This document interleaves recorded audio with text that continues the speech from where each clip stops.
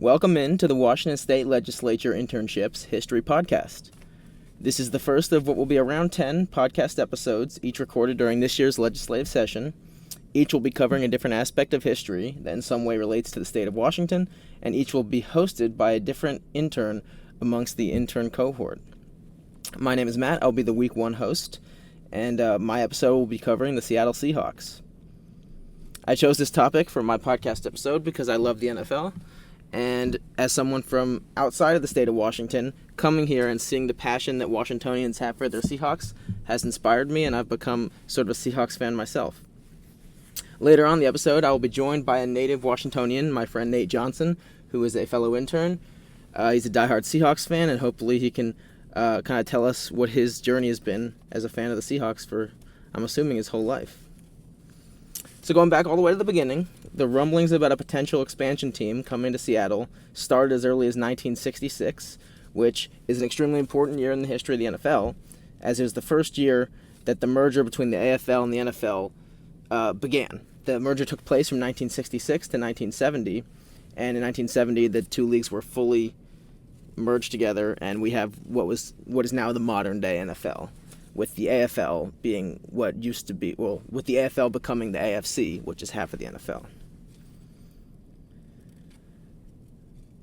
In 1974, the NFL announced plans for two new teams to join the NFL, the Tampa Bay Buccaneers and an unnamed Seattle franchise. A group of community leaders led by Lloyd Nordstrom of the Nordstrom department store family were awarded ownership of the franchise. Next, a public naming competition took place, with the 5 finalists being the Evergreens, the Mariners, the Olympics, the Sockeyes, and the Seahawks. Obviously, the NFL chose the Seahawks to be the franchise's name. The newly minted Seattle Seahawks hired John Thompson to be their general manager, and Jack Patera, an assistant coach for the Minnesota Vikings, to be their first head coach. In 1976, an expansion draft took place where the Seahawks and the Buccaneers, the two new teams, took turns picking players off the rosters of other NFL teams so they could have rosters. The Seahawks filled out their roster later that year with a slate of rookies selected in the same year's NFL draft. Just before the season started, however, the Seahawks traded with the Houston Oilers for a rookie wide receiver named Steve Largent, who would go on to play for 13 seasons and become the first ever Seahawks player inducted into the Pro Football Hall of Fame. In 1978, the Seahawks had their first winning season with a record of 9-7. After some regression in the few years following that initial winning season, Jack Patera, the first head coach of the franchise, was fired, and in 1983, Chuck Knox, the previous coach of the Buffalo Bills, was brought in to be the next head coach. By this time, Steve Largent was still around and still putting up league-leading receiving numbers, and at this point, other key players joined the team. Quarterback Dave Craig, and running back Kurt Warner, Kurt with a C, not with a K, not to be confused with Hall of Fame St. Louis Rams quarterback Kurt Warner with a K. In their first season, this new group made the playoffs for the first time in franchise history, and even stacked on top of that 2 very impressive playoff wins, the first against John Elway's led Denver Broncos, and the second against Dan Marino's Miami Dolphins. They would go on to lose the Oakland Raiders in the conference championship, and the Raiders would go on to win the Super Bowl. Under Knox, the Seahawks would go on to make several more playoff appearances, but they never again captured the magic of that first run and never again reached the conference championship game. In 1987, the Seahawks drafted Brian Bosworth, a linebacker out of Oklahoma. Bosworth was known for his eccentric personality and his many controversies. He is best remembered for his signature hairstyle and his trash talk to John Elway in a playoff game. Bosworth was a fan favorite, but unfortunately his injuries ended his career after just 2 seasons, but he went on to become a successful actor in Hollywood. In 1989, Steve Largent hung up his cleats for the last time, and when he retired, he was easily the best player in franchise history.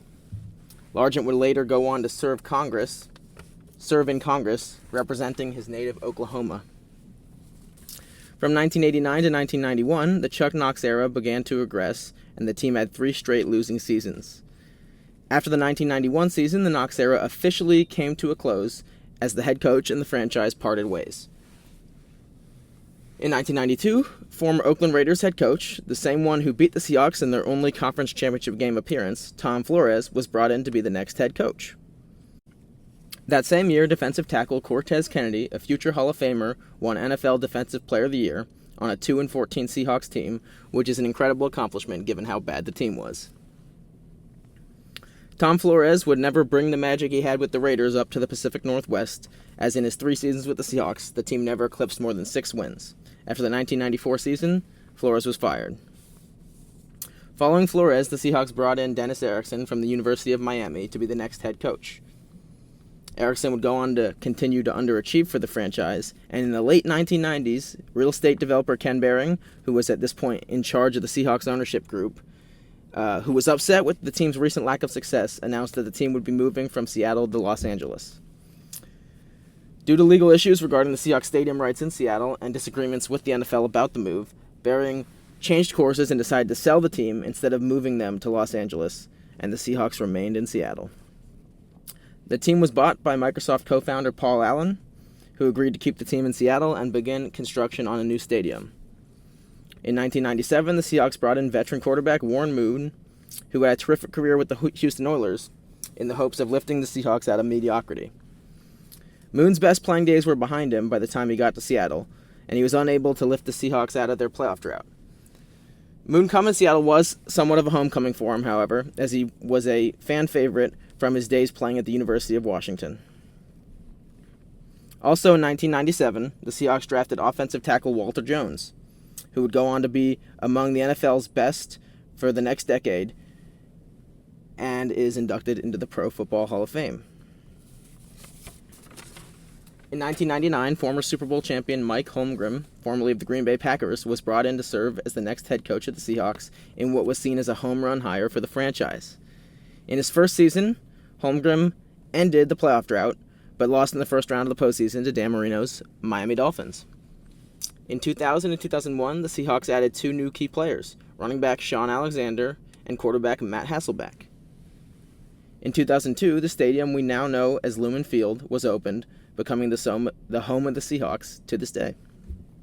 Also in 2002, the Seahawks moved from the AFC West to the NFC West, which is their current division, against their bitter rivals, the 49ers, the Rams, and the Cardinals.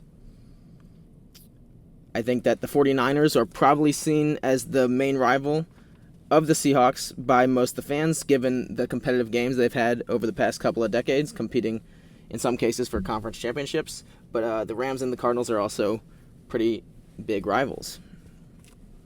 In 2003, the Seahawks had their first double-digit win season in 17 years and returned to the playoffs. They went on to lose in the wildcard round in an infamous game where at the overtime coin toss, quarterback Matt Hasselbeck declared, "We want the ball and we're going to score," before going on to throw a pick six, ending the game in a loss. In 2005, Holmgren led the Seahawks to 13 wins, a franchise best at that point. In that 2005 season, running back Shaun Alexander had an amazing year leading the Seahawks offense and leading the NFL in rushing, and was also named NFL MVP. After beating the Carolina Panthers in the conference championship game, the Seahawks made their first Super Bowl appearance against the Pittsburgh Steelers.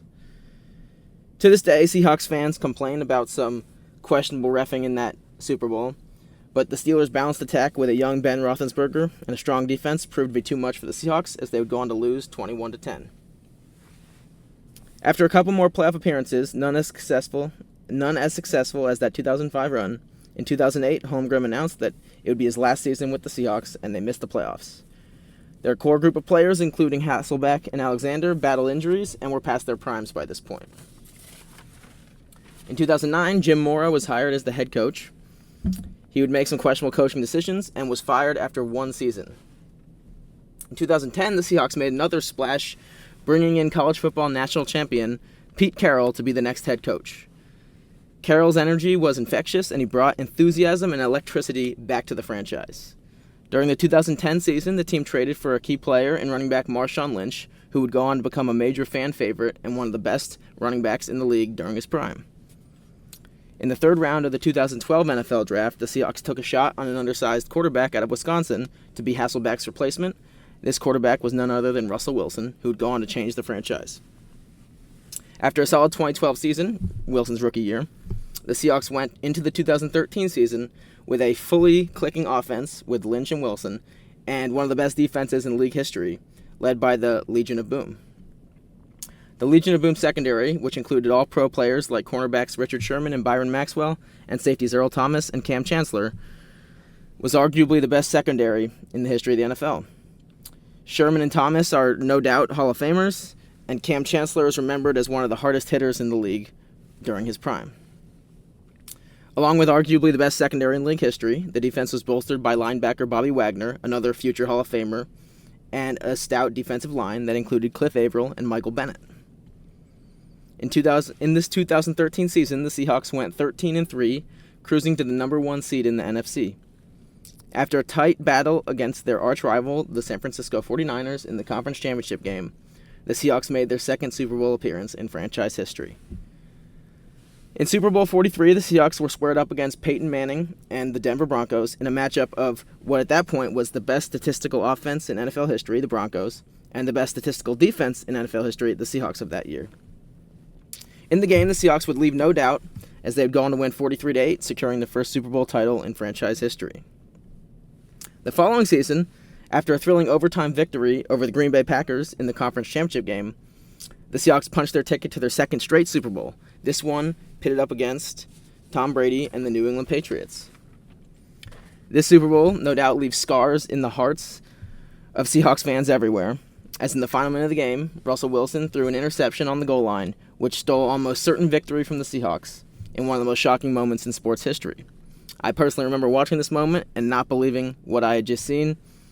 It was truly shocking. The Seahawks core group would never fully recover from this heartbreak, as there seemed to be a fracture in the locker room following this moment. A couple more playoff appearances ensued, but this core group would never go back to the Super Bowl or even the conference championship game. Members of the Legion of Boom left the team over the next couple of seasons, and after having to pay Wilson off of his rookie contract, the roster was not what it once was in the early part of the decade. Wilson had some great seasons towards the end of the decade, but the team never again reached the heights that they did when they had such a stout defense. At the end of the 2021 season, the Seahawks moved on from Wilson and brought in Geno Smith to be the team's new quarterback. After the 2023 season, the Pete Carroll era officially came to a close, and the Seahawks brought in Ravens defensive coordinator Mike Macdonald to be the team's next head coach. This past season, McDonald's first at the helm, the team showed flashes of promise, but ultimately missed the playoffs, finishing around 500. The future for the Seahawks looks somewhat bright. They have some good young players like receiver Jackson Smith and Jigba, and a smart young coach at the helm of the team. The Seahawks are known for their 12th man, which is what the fans are called because they make so much noise that they almost mimic having a 12th player on the field. And I think there's currently a bill in the state legislature that would turn December 12th, 12/12, into statewide Seahawks Day. So that brings us to the end. Thank you so much for listening. I think next will be my interview with Nate Johnson. Stick around for that. So here's that. Joining me now is Nate Johnson, an intern in the House of Representatives and a lifelong diehard Seahawks fan. Nate, I want to start with kind of the beginning. What got you into football and what made you a Seahawks fan? I think what got me into football, I'm not ashamed to say it, I was a total bandwagon fan when the Seahawks played the Broncos in the 2013 Super Bowl. Not defending, bandwagon fans as a whole. Sometimes it could be annoying, but I feel like when you do have a team that's doing really successful, who was not so successful in the past, it builds momentum for the sport, and I think that's pretty important to have a good team and yeah. Yeah, so what do you think it is about the Seahawks specifically that makes the city kind of fall in love with them, the whole state? I feel like the passion for the Seahawks is so great. Like where I come from, it's kind of 49ers Raiders territory, and people like their team, but it's when I came up here, I was just astounded to see how passionate the fans were. What do you think it is about the Seahawks? Well, I think for one, being one of the most dominant teams in the 2010s really helped bring the city together. We started having a really strong winning football program. But not only that, if you look on a map of the U.S., it's divided in half. The west side of the country only has 7 out of the 32 football teams. So as Seattleites, you feel pretty fortunate. And the Seahawks are kind of geographically isolated too, because most of the West Coast teams are in California. It's true. And even if you go to like islands in Hawaii, like Maui, you see people like repping I've seen that. 12 Yeah. and 12-man flags. It's Wow. awesome. Yeah. So kind of building off that, what is your fondest memory of being a Seahawks fan? My fondest memory, even though I really did not understand the game of football until I was a freshman in high school, was watching the Steelers and the Seahawks in their 2005 in their first Super Bowl appearance. I remember we were down tremendously. I wasn't giving up hope, even though I didn't know what was going on. But to this day, that was still like my first and probably my fondest memory. Just like being with my family, who wasn't a big football family at the time, just watching this game like on the biggest stage. So have you been to Lumen Field? Have you been to any games? What was that like if you did? I have been to Lumen Field. I've been to Lumen Field 4 times, maybe 5. I've seen Green Bay play. I watched Aaron Rodgers. That was real cool. The 49ers, watched the Jets, unfortunately, and the Cardinals. Um, Lumen Field's crazy. And everybody is so loud. I've only been to one other state's football stadium. That was in Miami, the Dolphins. Hard Rock, Hard yeah. Rock Stadium, and they were so quiet there. So going from Lumen, where the fans were just so loud, to just like so quiet, it really made me appreciate what we have. Yeah. I guess that's why they call it the 12th man, right? Exactly. So what moments from watching the Seahawks over the years have like stood out in your mind? Which ones do you resonate with? And when you think back on just like the biggest moments of you watching the Seahawks, what are those moments? It would have to be both the NFC championships, back-to-back ones, that led us to Super Bowl 48, 49. Um, the one against the 49ers, I mean, legendary. The block at the end, the isolated Richard Sherman speech at the end. That was wild. And then probably the fondest one I have is the one against Green Bay, that little comeback we had in overtime. Rusty 4 picks. 4 picks, crazy Luke Wilson, 2-point conversion, Doug Baldwin, game-winning overtime touchdown. I remember that one. Great story. So those, I agree that those 2 games were great. But we got to talk about the next 2 games. One of them was great. One of them wasn't so great. But let's start with 2013 against the Broncos. Obviously, first Super Bowl championship in Seahawks history. What were your feelings when you watched that game? It was pure bliss. It was just the good guy beating the bad guy in my mind. I look back on it now, and I think that was probably a pretty poor product for the NFL. But for the city of Seattle, that was just the greatest moment ever. I mean, the Legion of Boom just dominated Peyton Manning. Yeah, starting the game with a safety. Yeah. That's crazy. Mm-hmm. And that Broncos offense came into that game as like one of the top statistically. I think it was offensive. ranked one offense. I think ranked one. Yeah.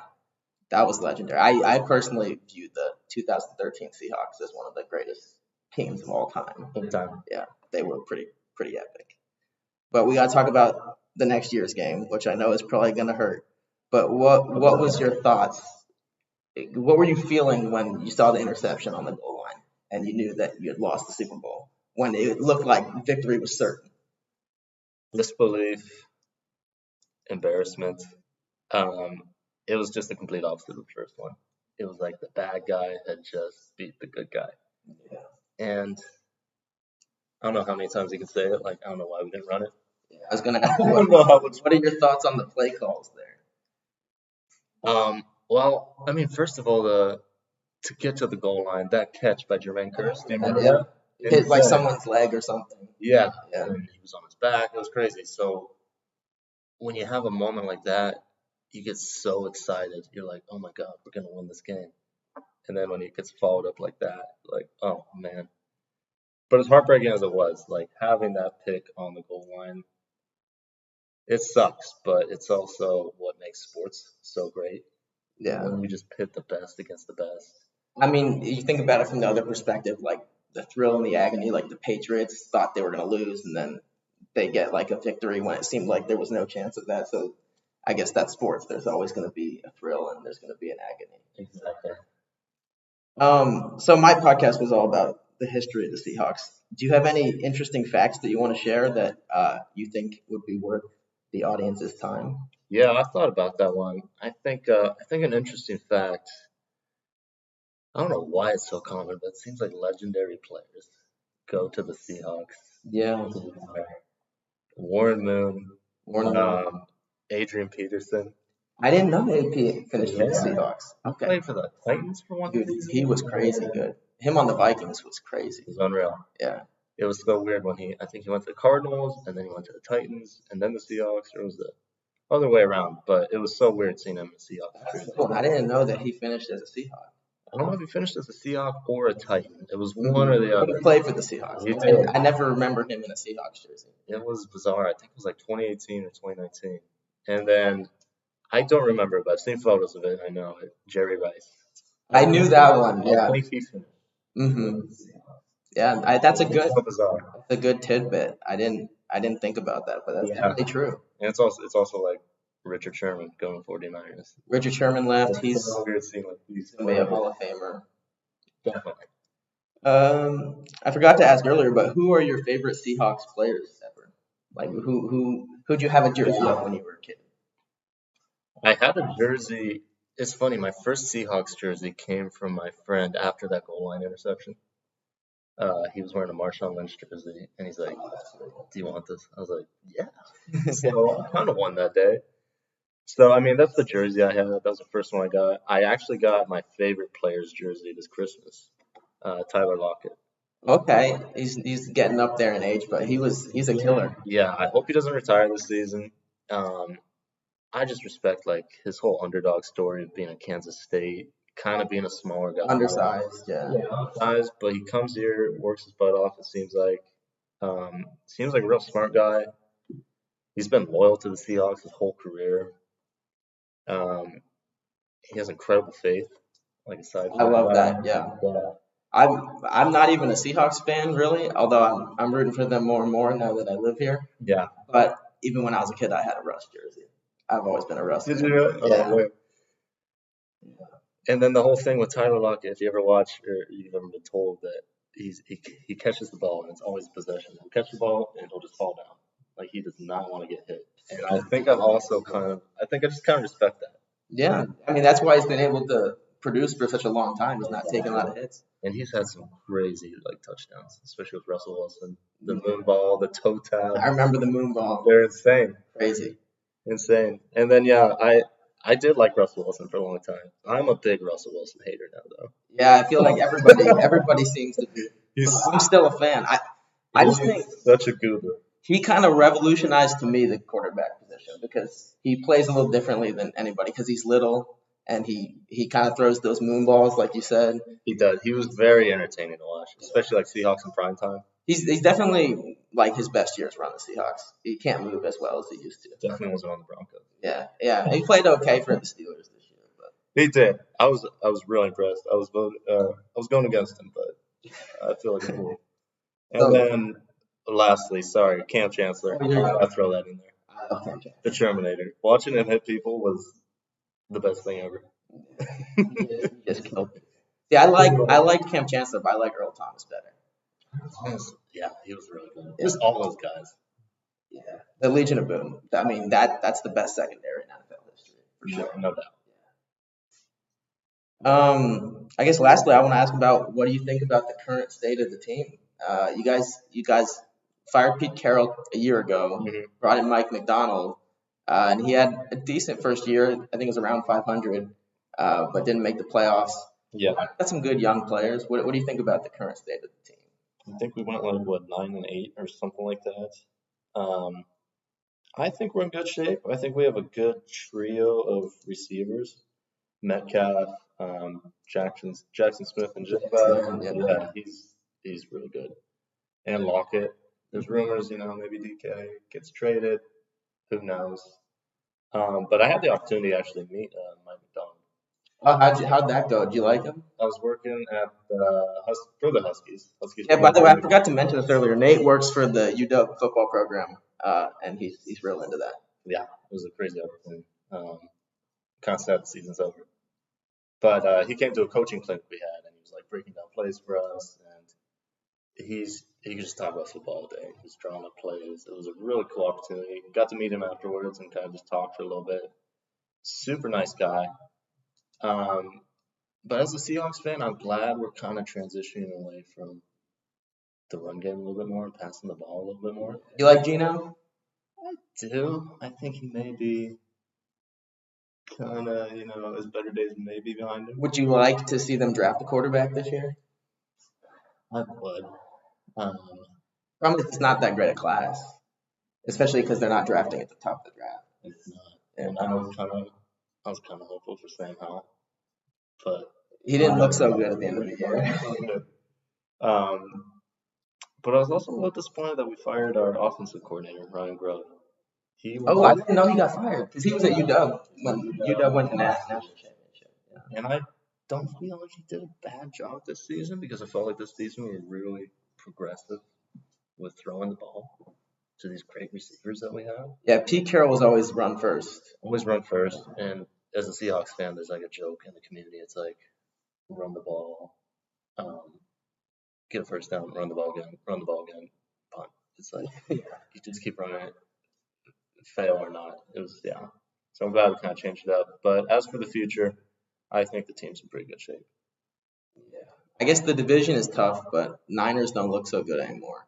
Went out. It was GG's. I don't know. What do you think of Brock Purdy? I respect it. I think it's a hell of a story. Yeah, I agree. And since we're no longer talking about the Seahawks, I think I'm going to wrap it up. But, Nate, I really appreciate you coming on. All right. I hope you enjoyed that conversation with my good friend Nate Johnson, and I hope you enjoyed the podcast episode. Be on the lookout for future episodes from my colleagues covering different topics. I'm sure they'll be great. I really appreciate you listening. Thanks a lot.